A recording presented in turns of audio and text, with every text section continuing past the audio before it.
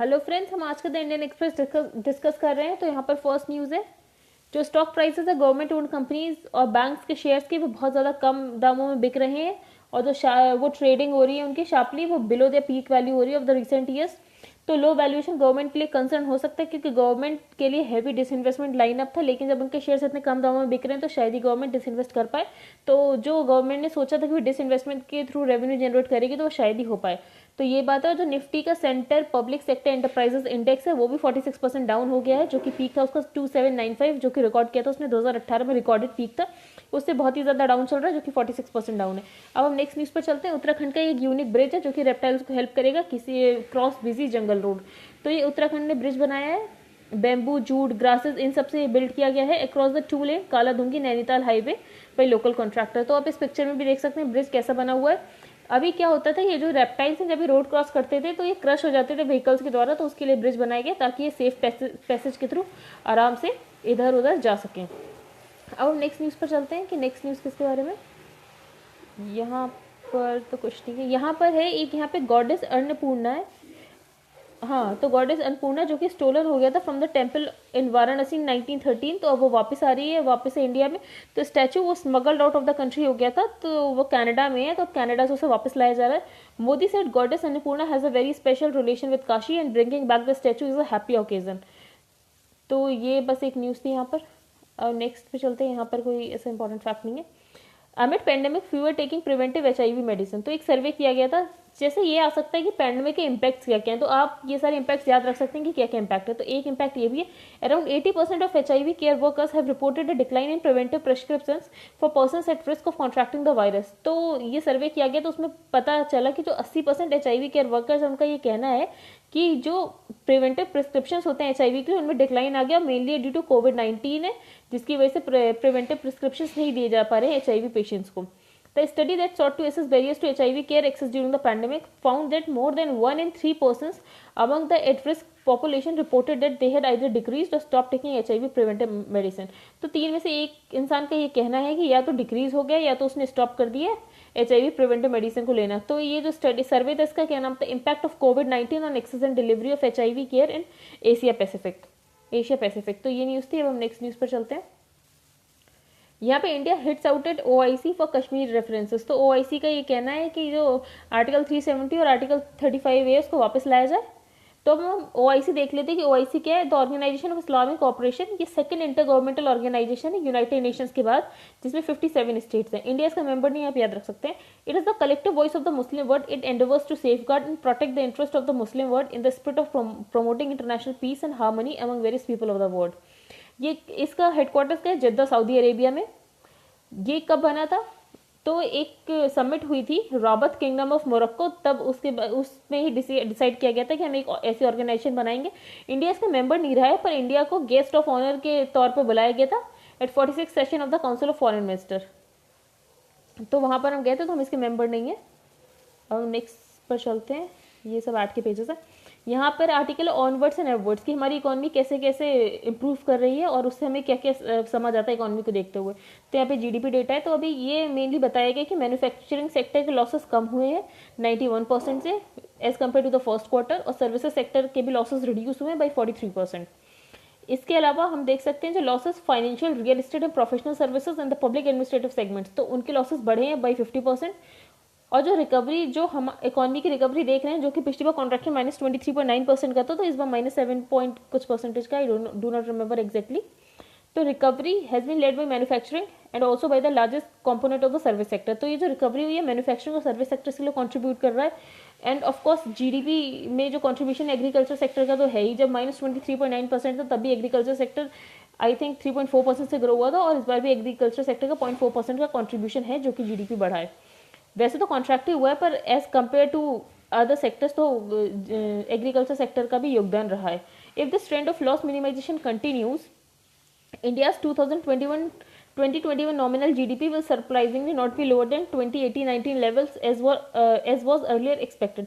तो ये माना जा रहा था कि कोविड-19 पैंडेमिक की वजह से जो हमारा नॉमिनल GDP है वो 2018-19 के लेवल पर आ जाएगा। लेकिन ऑथर का ये कहना है कि जैसे लॉस मिनिमाइजेशन धीरे धीरे कम हो रहा है, हमारे लॉसेस कम हो रहे हैं, तो अगर ऐसा रहा तो ऐसा नहीं होगा जो कि हमने सोचा है, और हमारी इकोनॉमी अच्छी तरीके से रिकवर करेगी। इसके अलावा यहाँ पर इस बारे में बात की गई थी कि हमारी मैन्युफैक्चरिंग की ग्रॉस वैल्यू एडेड बढ़ क्यों रहा है, क्या पॉसिबल रीजंस हो सकते हैं surge in manufacturing gross value added. तो एक ऑथर का पॉसिबल एक्सप्लेनेशन ये है, the stellar corporate GVA numbers in the second quarter on the back of a massive purge in cost, कि उन्होंने अपनी कॉस्ट कट की है जिसकी वजह से ये देखा जा सकता है कि मैन्युफैक्चरिंग में ग्रोथ हो रही है, पर्टिकुलरली और employees. The downside to such, मतलब उनका ये कहना है कि वो एम्प्लॉयज़ को कम पैसा दे रहे हैं, तो उन्होंने मेनली क्या किया, अपने इनपुट कॉस्ट को कम किया, जिसकी वजह से हम देख रहे हैं कि मैन्युफैक्चरिंग में सर्ज हुआ है। The downside to such cost cutting could be significant labour market disruption, increasing inequality and thus material impact on consumption. तो ऑथर का कहना है इस कॉस्ट कटिंग का कुछ डिसएडवांटेज भी वो ये है कि इससे लेबर मार्केट डिस्ट्रप्शन हो सकता है, इनइक्वालिटी बढ़ेगी क्योंकि अब अमीर और ज़्यादा अमीर होता जाएगा और गरीब और ज़्यादा गरीब होता जाएगा, इसलिए इससे कंजम्पशन के पर भी मटीरियल इम्पैक्ट पड़ सकता है। The thrust on digital financial literacy can now help in rapidly onboarding the digitally unbanked rural population. तो ऑथर ने ये बोला कि अभी कोविड-19 पैंडेमिक के दौरान क्या हुआ कि डिजिटल सारी चीज़ें डिजिटली बहुत ज़्यादा प्रमोट होने लगी, तो इससे डिजिटल फाइनेंशियल लिटरेसी भी प्रमोट हुई। तो जो अनबैंक्ड रूरल पॉपुलेशन है, जहाँ पे बैंक्स नहीं है, तो वहाँ पर भी हम डिजिटली बैंक्स को पहुँचा सकते हैं, तो एक ये फ़ायदा है। अब हम आगे चलते हैं। यहाँ पर ऑथर ने एक कॉन्सेप्ट दिया है, पहले हम देख लेते हैं इनइक्वालिटी। जो गिनी कोफिशिएंट है वो इनइक्वालिटी से रिलेटेड है कि कितनी ज़्यादा इनइक्वालिटी है। तो Gini coefficient rose significantly for most high income countries of the US and UK being amongst the most unequal. तो गिनी कोफिशिएंट कभी है, किससे रिलेटेड है, तो ये इनइक्वालिटी से रिलेटेड होता है, इनइक्वालिटी मेजर करता है। तो इससे पता चला तो यूएस यूके में सबसे ज़्यादा इनइक्वालिटी है। डेटा इंडिया का भी क्वाइट डेटेड है और स्पॉडी है, पर उतनी ज़्यादा इनइक्वालिटी नहीं as compared to the US and UK, तो हमारे यहाँ इनइक्वालिटी थोड़ी कम है। It is interesting to see how the incremental capital output ratio. अब इंक्रीमेंटल कैपिटल आउटपुट रेशियो ये होता है कि कितना अमाउंट ऑफ कैपिटल रिक्वायर होता है किसी भी एक यूनिट ऑफ आउटपुट को प्रोड्यूस करने के लिए। तो जितना ज़्यादा इनकम कैपिटल आउटपुट रेशियो होगा उतनी ही ज़्यादा लेस एफिशिएंट यूज़ हो रहा मतलब कैपिटल का। तो हमने देखा है कि हमारा जो इनकम कैपिटल आउटपुट रेशियो है धीरे धीरे डिटोरेट होते जा रहा है, पहले कम था अब और ज़्यादा होते जा रहा है, मतलब हमें ज़्यादा कैपिटल रिक्वायर हो रही है एक यूनिट ऑफ आउटपुट प्रोड्यूस करने के लिए, तो मतलब हम बहुत ही ज़्यादा इनएफिशिएंट हैं। तो ये एक आर्टिकल था। इस आर्टिकल में मेनली ऐसा कुछ था नहीं, बस इसमें ये बता रहे हैं कि हमारी इकोनॉमी कैसे कैसे इंप्रूव हो रही है। पहले -23.9% का डिक्लाइन था, उसके बाद हम देख रहे हैं 7.5% कॉन्ट्रैक्शन है। जैसे आरबीआई ने प्रेडिक्ट किया था कि हमारी इकोनॉमी टेक्निकल रिसेशन में चली जाएगी, तो वैसे गई तो है टेक्निकल रिसेशन में, पर उतनी ज़्यादा नहीं गई है जैसे आरबीआई ने प्रेडिक्ट किया था। तो ऑथर ने कहा ये किस वजह से हो सकता है। पहली बात तो ये कि फेस्टिवल सीजन लेट डिमांड है, डिमांड बढ़ी है। In the weeks thereafter, the continuing sequential improvement in leading economic indicators has led to optimism that the economy is likely to rebound stronger. तो ऑथर ने बोला इसे ये अनुमान लगाया जा सकता है कि हमारी इकोनॉमी स्ट्रॉन्गर वापस से ऊपर उठेगी। अभी वैक्सीनेटर चैलेंज की वैक्सीनेशन किसको किसको दी जाए, तो इस बारे में बताया गया है। तो यहाँ पर ऑथर का ये कहना है, the government reportedly plans to vaccinate about 1 crore health care professionals in the first phase and 30 crore people by September 2021। तो ये बात है। और कौन कौन वैक्सीन, तो हमारे यहाँ 5 कैंडिडेट्स हैं, एस्ट्राजेनेका है कि वैक्सीन, कोविशील्ड है, कोवैक्सीन है, जाइडस है, तो ऐसे बहुत सारी वैक्सीन बन रही हैं। तो ऑथर का ये कहना है कि जो भी मैकेनिज्म हो रहा है ट्रायल्स के लिए वो ट्रांसपेरेंट मैकेनिज्म होना चाहिए, कि a transparent mechanism to report adverse reactions, मतलब अगर वैक्सीन रिलेटेड कोई एडवर्स रिएक्शंस हो तो लोगों को पता होना चाहिए, कोई भी मिस इन्फॉर्मेशन नहीं होनी चाहिए, फियर मॉन्गरिंग नहीं होनी चाहिए, क्योंकि बहुत ही क्रिटिकल है किसी भी इनोकुलेशन ड्राइव के लिए, इम्यूनाइजेशन ड्राइव के लिए। There is no time to lose in mobilising and training a workforce for the purpose. तो ऑथर का ये कहना है कि कुछ भी हो एक ट्रांसपेरेंट मैकेनिज्म होना चाहिए। ये आर्टिकल ये है कि कैसे हमारे यहाँ लोग जेल में लैंग्वेज कर रहे हैं और उनके बेल का कोई प्रोविजन नहीं है। According to the latest figure from 2019 an extraordinary 69% of inmates in person are under trials.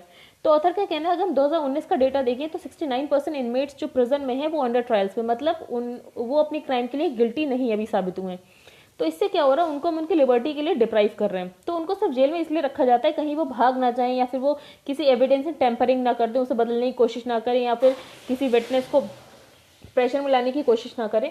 तो भी बेल रिजीम के अंदर ये है, there is legitimate concern that people are being incarcerated unnecessarily and languishing in jails for far longer than justified. तो इसकी वजह से क्या होता है कि इस डर से कि कहीं वो बाहर अगर हमने उन्हें छोड़ दिया तो कहीं वो एविडेंस के साथ टैंपर ना करें, वो बहुत सालों तक ऐसे जेल में ही रह जाते हैं। अब दिक्कत क्या है, for decades government reports and court decisions have noted the prevalence of unlawful and unnecessary arrest. तो अभी गवर्नमेंट रिपोर्ट और इन सब से ये भी पता चलता है कि हमारे यहाँ कितने ज़्यादा अनलॉफुल अननेसेसरी अरेस्ट होते हैं। एक ये प्रोविजन है requiring the police to refrain from arrest in certain cases of the accused appears before the police whenever she asked। अगर पुलिस कभी भी accused को बुलाए वो हमेशा वहाँ पर हाजिर हो जाए तो पुलिस उसको जेल में ना रखे, ये प्रोविजन है। But the difficulty of complaining against police officials and weak internal incentives to discipline officer means there is little accountability for arbitrary arrest. पर इस प्रोविजन कभी ज्यादा होता नहीं, क्योंकि पुलिस ऑफिशियल्स के अगेंस्ट कंप्लेन करना बहुत ही बड़ा हैक्टिक प्रोसेस हो जाता है। ठीक है, तो एक प्रोविजन ये है कि अगर एक्यूज बोल रहा है कि वो हमेशा हाजिर हो जाएगा और वो हाजिर हो रहा है, तो उसको जेल में डालने की कोई जरूरत नहीं है। और 24 आवर्स के अंदर अंदर उसको डिस्ट्रिक्ट मजिस्ट्रेट के सामने भी court the arrested in court for magistrate to decide whether remand to further custody is warranted. तो हम देखते हैं कि ज्यादातर क्या करते हैं कि उसमें उनकी कस्टडी बढ़ा ही दी जाती है। मेन ये भी देखते हैं कि उनकी बार बार कस्टडी बढ़ा दी जाती है, जिससे क्या होते हैं, उन्हें दिक्कत होती है। इसके अलावा ये भी प्रोविजन है, जैसे किसी भी चीज़ के लिए जितनी भी सज़ा हो, अगर अभी तक उस पर फैसला नहीं आया और उससे आधी से ज़्यादा सज़ा काट चुका है, तो फिर उसको बाहर निकाल दिया जाए। लेकिन उसमें भी कुछ स्पेशल केसेस होते हैं, तो हम देख लेते हैं। Once arrestees are entangled in the system, their release depends on the access to legal aid woefully inadequate in India and determined entirely by privilege. तो ऑथर का ये कहना है कि अगर आप एक बार इस सिस्टम में अरेस्ट हो गए, तो आपकी रिलीज इस बात पर डिपेंड करती है कि आपके पास एक्सेस टू लीगल एड है या नहीं है। अगर आपके प्रिविलेज बैकग्राउंड से नहीं है, तो आप जेल में ही सड़ते रह जाते हो। It is little surprise that Muslims, Dalits and Adivasis are incarcerated at rates disproportionate to the population. Author का ये भी कहना है जो मुस्लिम, दलित और आदिवासीज हैं वो अपने रेट से ज़्यादा हैं जेल में। फॉर एग्जाम्पल, अगर 14% मुस्लिम की पॉपुलेशन है तो 25% मुस्लिम जेल में होंगे। Terror offences impose special restrictions on bail which effectively condemn arrestees to brutally long custody pending trials. तो ऑथर का ये कहना है जो स्पेशल रेस्ट्रिक्शंस होता है, फॉर एग्जांपल अगर कोई इंसान को अंडर ट्रायल में रखा गया टेरर रिलेटेड क्राइम्स के लिए, तो उसमें एक स्पेशल रेस्ट्रिक्शंस हो जाती है कि भले ही आपकी जितनी सजा, आप उसकी आधी सजा भी काट चुके तो आपको जेल के बाहर नहीं छोड़ा जाएगा अगर आप स्पेशल लॉस के अंदर अरेस्ट हुए। Provisions in the ordinary law that mandate release of under trials if they have spent half of the maximum possible, तो ये एप्लीकेबल नहीं होता स्पेशल लॉस के अंदर। कुछ लैंडमार्क जुडिशियल डिसीजंस दिए गए हैं इन जो लोग जेल में हैं उनके लिए। For example, if N arrested, पहली बात तो ये है कि अगर कोई एश्योर कर दे कि हाँ आप नहीं भागोगे, लोकल श्योरिटी दे दे, लेकिन अगर किसी अरेस्टी को ये श्योरिटी नहीं मिल पाती है तो फिर उसको जेल में ही रहना पड़ता है। तो अभी जब कोविड-19 पैंडेमिक आया तो जेल्स को डीकंजेशन की बात की गई, तो उसमें ये बोला गया hundreds of prisoners were in jail only because they could not meet the surety conditions. तो ये पता चला कि बहुत सारे लोग सिर्फ जेल में इसीलिए हैं क्योंकि उनको कोई लोकल श्योरिटी नहीं दे रहा था, कोई इंसान उनके लिए विटनेस नहीं बन रहा था। ठीक है कि मैं इसकी श्योरिटी लेता हूँ, ये कहीं नहीं भागेगा।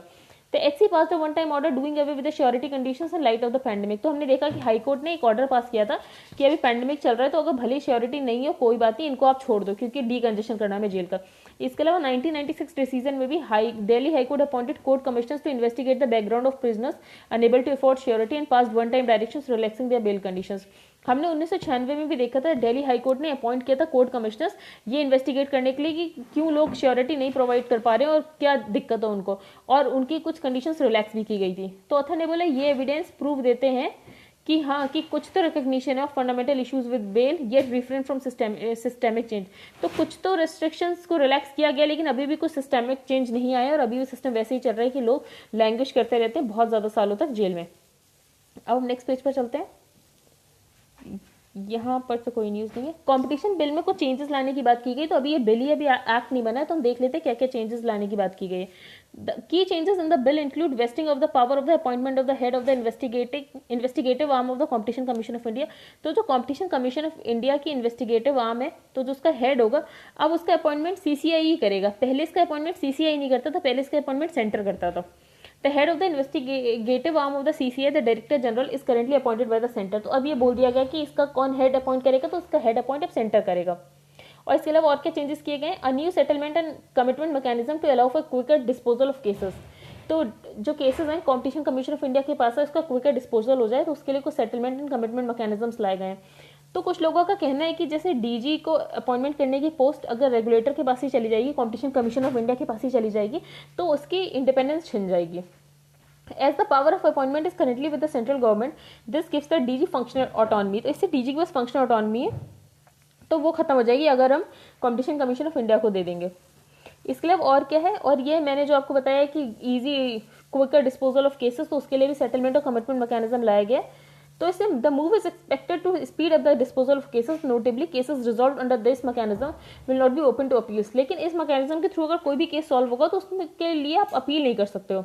The CCI may however revoke orders of settlement और commitments if it concludes that parties have not made adequate disclosure at the time of the agreement.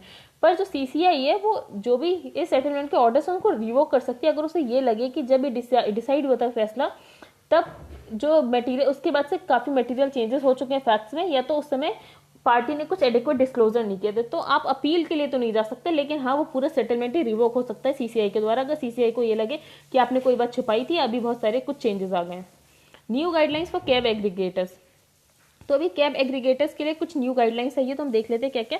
तो मोटर व्हीकल्स एक्ट 2019 के अकॉर्डिंग अब एग्रीगेटर को एक लाइसेंस इशू कराना पड़ेगा by the respective state government अगर उसे ऑपरेट करना है, and that the states will follow the guidelines issued by the centre. और स्टेट गवर्नमेंट कैसे लाइसेंस इशू करेंगे, जो भी गाइडलाइंस होगी सेंटर की। अब ड्राइवर्स के लिए क्या क्या चेंजेस लाए गए हैं, तो ये जो ओला उबर के ड्राइवर्स इनके लिए कंपलसरी कर दिया गया है कि जो इनका एग्रीगेटर इनको हेल्थ इंश्योरेंस देना पड़ेगा, हेल्थ इंश्योरेंस मिनिमम 5 लाख का, और हर साल 5% बनाना पड़ेगा, टर्म इंश्योरेंस 10 लाख का हर ड्राइवर को देना पड़ेगा। इसके अलावा और क्या चेंजेस लाए गए हैं, जो ऐप होगी उनकी वो मेनली इंग्लिश और हिंदी में होगी, लेकिन अगर वो किसी ऐसे स्टेट में जहाँ की हिंदी लैंग्वेज नहीं है तो वहाँ पर उनकी लोकल लैंग्वेज में भी उनको ऐप प्रोवाइड करानी पड़ेगी। इसके अलावा कस्टमर्स के लिए क्या चेंजेस लाए गए, the aggregators have been allowed to provide pooling facilities to customers, कि पूलिंग फैसिलिटीज कस्टमर्स को प्रोवाइड की जाएगी। अगर कोई विमेन पैसेंजर चाह रही है राइड पूलिंग तो उसको ऑप्शन दिया जाएगा कि उसको विमेन पैसेंजर्स ही मिले पूल करने के लिए। इसके अलावा चार्जेस किसके साथ वो किए जाएंगे, तो वो WPI के साथ लिंक किए जा रहे हैं, charges for the current year and shall be the base fare chargeable to customers, तो WPI के साथ लिंक किए जा रहे हैं। इसके अलावा जो कमीशन एग्रीगेटर वो 20% रख सकता है, बाकी 80% आपको उस ड्राइवर को देने पड़ेंगे। अभी हम देख रहे हैं ITU evaluates 3 new 5G related technology. तो ITU कैसी बॉडी, ITU यूनाइटेड नेशंस की specialised body for information and communication technologies और ICT। तो हम ITU कैसी बॉडी, यूनाइटेड नेशंस की स्पेशलाइज्ड बॉडी है, तो ITU यूनाइटेड नेशंस की बॉडी, आप याद रख सकते हैं। I think that's it for today, thank you and have a nice day. If you like the video then please like share and subscribe.